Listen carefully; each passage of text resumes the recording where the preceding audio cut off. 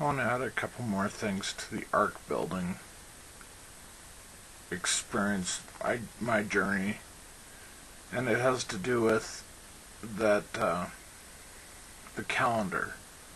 Instead of going by the Gregorian Roman calendar that starts just after the solstice, which I believe Christmas and New Year's are Satan's counterfeit Sukkot. That's just my personal opinion.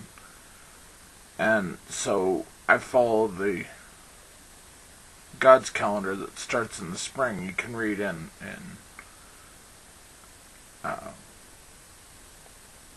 Exodus 12, verse 1 or 2, where it says, "This is the beginning of months." And you can tell when it was because the barley was Aviv. The wheat wasn't Aviv yet, but the barley was. And other things weren't ripe yet. So I look at that as my calendar and the new moon, from new moon to new moon. The other thing is, when I was visiting a couple of Sunday keeping churches, I looked at the cross and the thought came to mind, that's a symbol of Roman torture. That's a symbol of Rome. What is the crucifix? Christ isn't on the cross anymore. He was on there for one day. Why do you have a crucifix?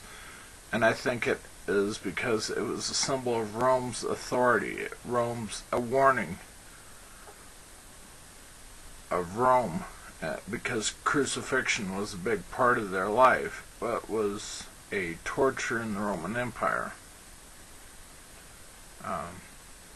So I look at that, and I look at the menorah as being, if I'm going to have any symbol at all, a menorah would be it, because a menorah was in the holy place, the candlestick.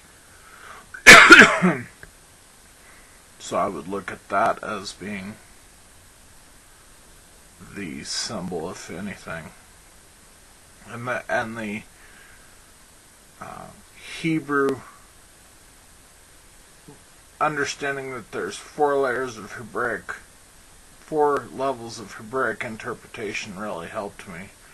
That there's the Pershot level, which is the literal, the Remez level, which is the hint and implied meaning.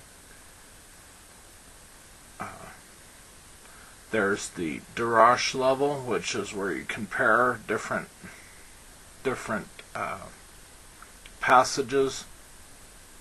And then there's the Sod level, where it's by revelation. And I think that those levels correspond to, in the seed sower parable in Matthew 13,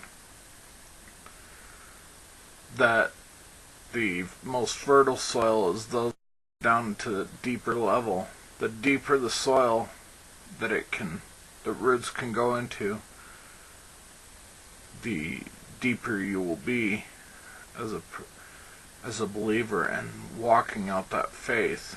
So that was a big thing to me of looking at that, and not looking at the Greek version of it's either one side or the other, whereas in the Hebrew mindset it can be both, this and this.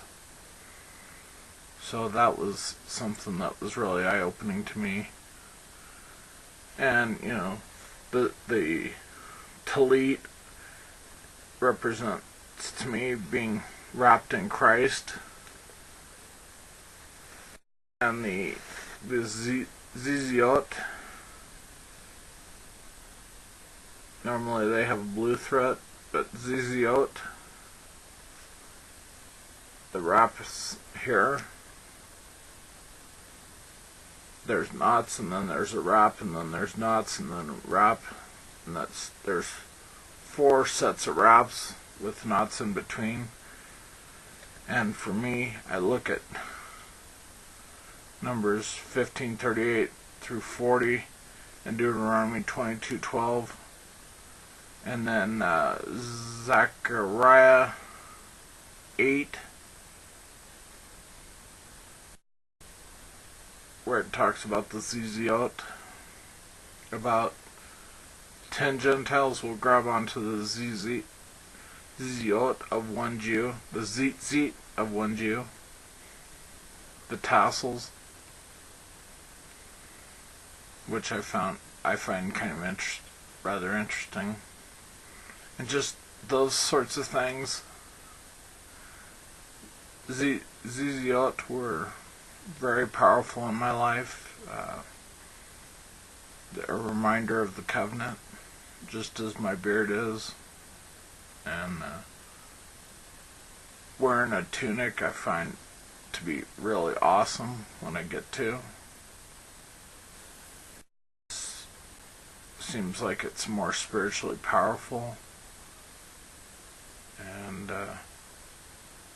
so yeah, that's part of my journey, and of course the healings I think I talked about. So hopefully this is of interest. Shalom, shalom.